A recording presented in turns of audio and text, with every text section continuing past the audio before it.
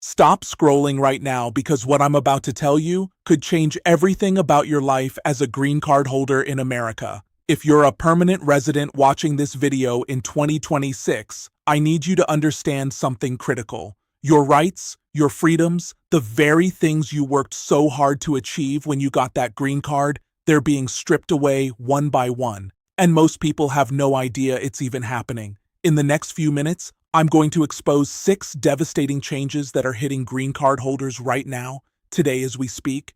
Changes that affect your ability to grow a business, to travel freely, to support your family, and even to stay in this country. If you don't know about these changes, you could lose everything you've built. So stay with me until the very end, because I'm not just going to tell you what's being taken away. I'm going to show you exactly how to protect yourself and fight back. Let's get into this. Hello everyone, and welcome back to Policy and Pathways. I'm here to give you the information that other channels won't tell you, the real truth about what's happening to immigrants in America right now. Before we dive deep into these shocking changes, I need you to do something important. Hit that subscribe button and turn on notifications, because immigration rules are changing so fast that missing one update could literally destroy your American dream. And if this video helps you, give it a thumbs up so YouTube shows it to more people who desperately need this information. Trust me, by the end of this video, you'll understand why every single green card holder needs to see this. Now let me tell you what's really going on. Imagine this. You came to America legally. You followed every rule. You waited years for your green card. You built a life here. You started a business, hired employees, contributed to the economy. And then one day, everything changes. The rules you played by suddenly don't matter anymore. That's exactly what's happening right now to hundreds of thousands of green card holders across America. And the first attack is aimed directly at small business owners. Starting March 1st, just days away as I'm recording this, if you're a green card holder who owns a business, you can no longer get loans from the Small Business Administration. Think about that for a second. The SBA, which exists to help small businesses grow and succeed, is now completely closed to green card holders. The new rule says that businesses must be 100% owned by U.S. citizens to qualify for these loans.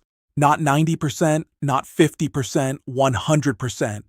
Even if you own just a tiny fraction of a business as a green card holder, even 10 or 5%, the entire business is disqualified from getting an SBA loan. Let me explain why this is absolutely devastating. Small businesses are the backbone of the American economy. They create jobs, they generate tax revenue, they drive innovation. Green card holders start businesses at higher rates than native-born Americans. They're entrepreneurial, they're hardworking, they're creating opportunities not just for themselves, but for American citizens who work for them. And now, with one policy change, the government is telling them, sorry, we don't want your business to grow. We don't want you to hire more people. We don't care that you're a legal permanent resident who pays taxes and follows the law. You're not good enough. Here's what makes this even more insane. These are not small loans we're talking about. SBA loans help businesses expand, buy equipment, hire employees, and survive during tough times. Without access to these loans, many green card holder businesses will struggle to compete. Some will fail completely. And when those businesses fail, American citizens lose their jobs. How does that make America stronger? It doesn't. But that's the reality we're facing. So, what can you do about this? If you're a green card holder with a business and you need an SBA loan, you have until March 1st to apply. That's your deadline. After that, the door closes. Don't wait. Don't think about it. Do it now. Go to the SBA website today. Contact a loan officer. Get your application in before the cutoff. And if you're past that deadline already by the time you're watching this, you need to explore alternative financing options. Private lenders, investors, credit unions, anything that doesn't discriminate based on immigration status. This is an attack, but it's not the end. You can still build and grow your business. You just have to work harder and smarter. Here's what public charge means. The government wants to make sure that immigrants coming to America won't become dependent on public benefits. That sounds reasonable on the surface, right? But here's the problem. The definition of what counts as a public benefit has expanded dramatically. We're talking about Medicaid, SNAP benefits, food stamps, public housing, Section 8 housing assistance. If you used any of these programs while applying for a green card, it could now be held against you. Your application could be denied because the government decides you might need help in the future. Let me be very clear about something. These are programs that millions of Americans use. They exist because sometimes people need temporary help. Maybe you lost your job. Maybe you had a medical emergency. Maybe your spouse died and you're struggling to feed your kids. These programs are there for exactly those situations. But now, if you're an immigrant, using them could mean you never get your green card. Or worse, if you already have a green card and you're trying to become a citizen, the government might look back at your history and say, well, you used food stamps 3 years ago, so we're questioning whether you deserve citizenship. Think about how cruel this is. Imagine you're a green card holder with young children. You lose your job through no fault of your own. Your kids need to eat. There's a program that can help you, but now you have to choose. Do I feed my children today, or do I protect my chance of becoming a U.S. citizen in the future? That's not a choice anyone should have to make. But that's exactly what this policy forces people to do. The rule hasn't been finalized yet, but everyone in the immigration world knows it's coming. Immigration attorneys are already getting flooded with calls from terrified green card holders asking if they should drop their Medicaid coverage, if they should stop using food assistance even though they desperately need it. And the answer isn't simple. It depends on your specific situation, how long you've used benefits, what kind of benefits, what your financial situation looks like. Now, this is why I always say, if you've used public benefits and you're worried about your immigration status, talk to an immigration attorney immediately. Don't guess, don't assume. Get professional advice because one wrong move could cost you everything. Now, let me tell you about the third devastating change, and this one affects people who are trying to join their families in America. There's a pause on immigrant visas from 75 countries. 75. Let that sink in. If you're from one of these countries and you're trying to come to America as a green card holder, your application is being held indefinitely. Interviews are being canceled. Even people who already passed their interviews are stuck in something called administrative processing, which is basically immigration limbo, where your case sits and nobody tells you when or if it will ever move forward. Here's what makes this particularly heartbreaking. These are legal applications. These are people who did everything right. They filed the paperwork, they paid the fees, they waited their turn sometimes for years, and now they're being punished simply because of where they were born. Families are being separated, children are growing up without their parents, spouses are living on different continents, and the government's response is basically, sorry, you're from the wrong country, so you have to wait indefinitely. But here's something most people don't know. If you're already inside the United States and you're applying for a green card or citizenship, the pause technically shouldn't affect you. The pause is supposed to only apply to people applying from outside the country. But guess what's happening? Some immigration offices are delaying applications for people inside the U.S. just because they're from one of the pause countries. That's illegal. That's not what the policy says, but they're doing it anyway. So what do you do if this is happening to you? You fight back. You can file what's called a writ of mandamus lawsuit against USCIS or the State Department. This is a legal tool that forces the government to make a decision on your case. I've personally helped clients use this exact strategy, and it works. In one case, a client applied for citizenship, had their ceremony canceled for no reason other than being from a pause country. We sued.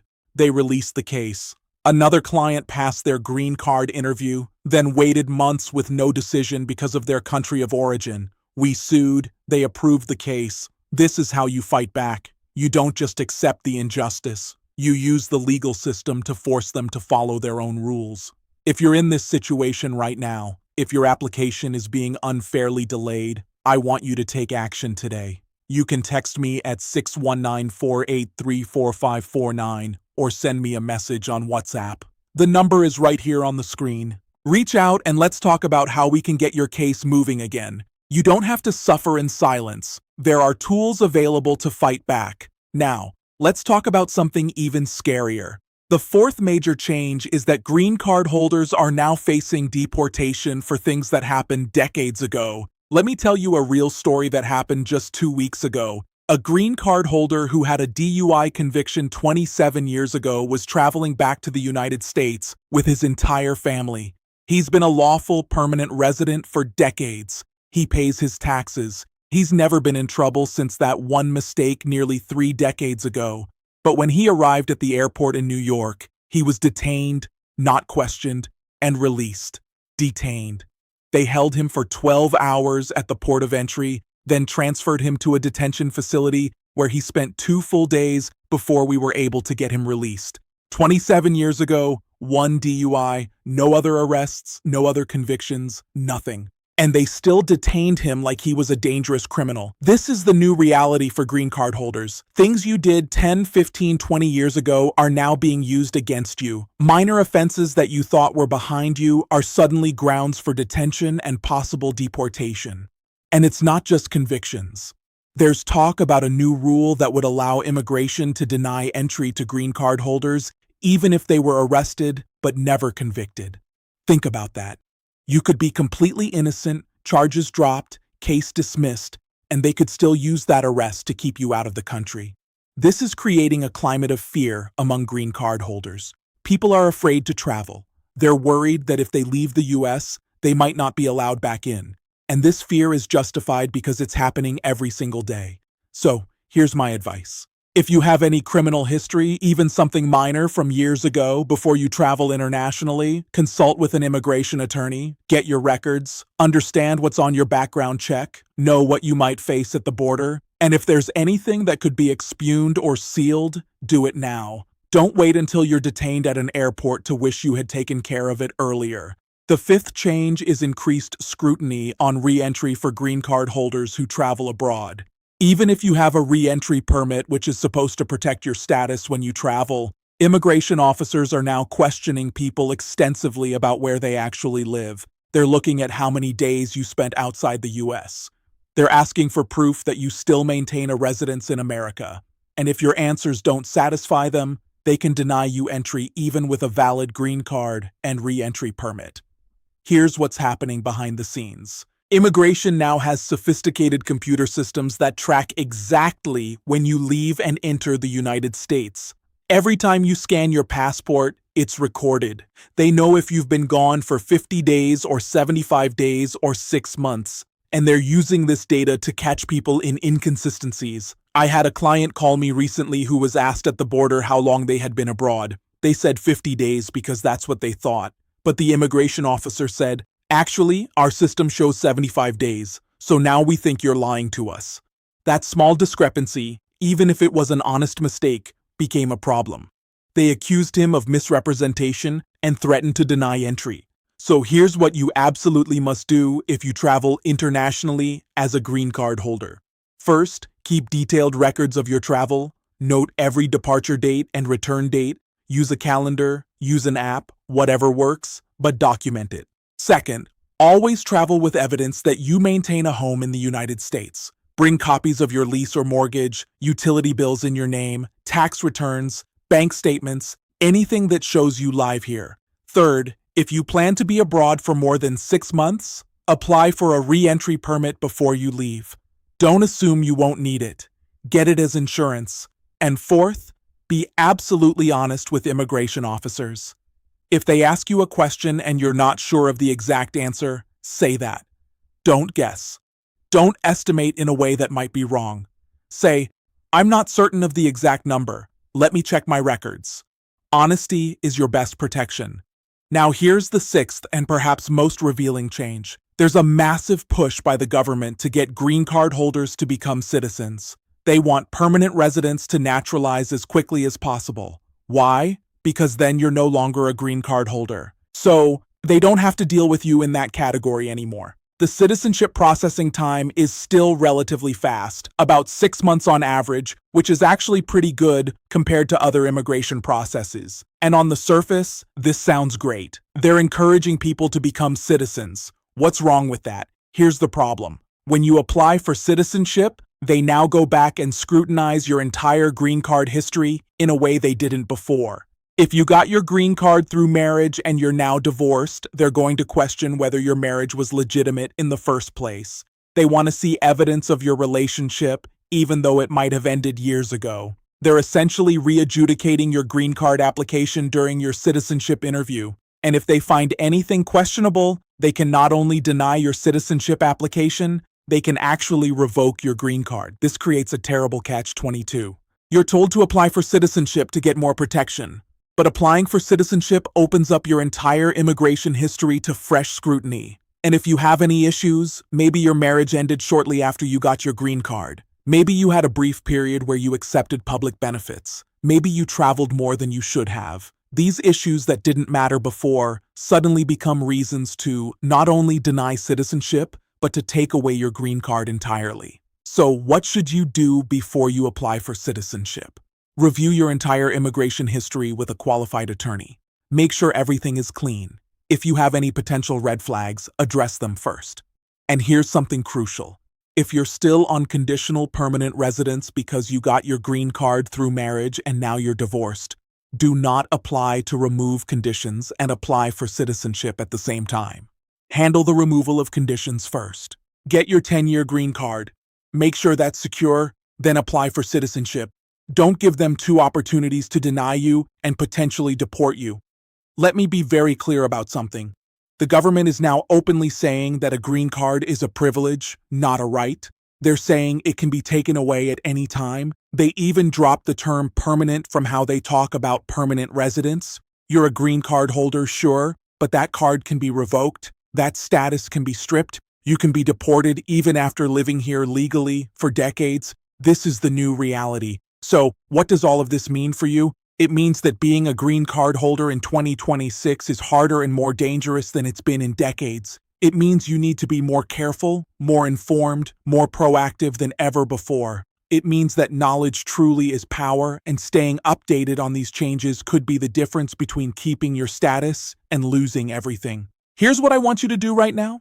First, if any of these 6 issues affect you personally, take immediate action. Don't wait. Don't hope things will get better. If you need an SBA loan, apply before March 1st.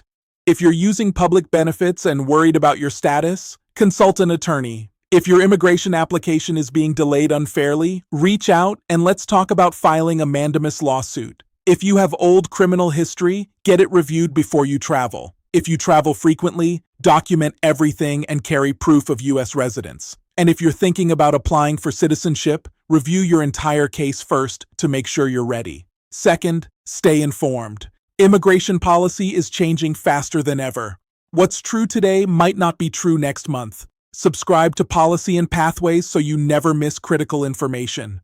Turn on notifications. Watch every video I post because I'm constantly tracking these changes and updating you on what you need to know. Third, share this information. You probably know other green card holders who have no idea these changes are happening.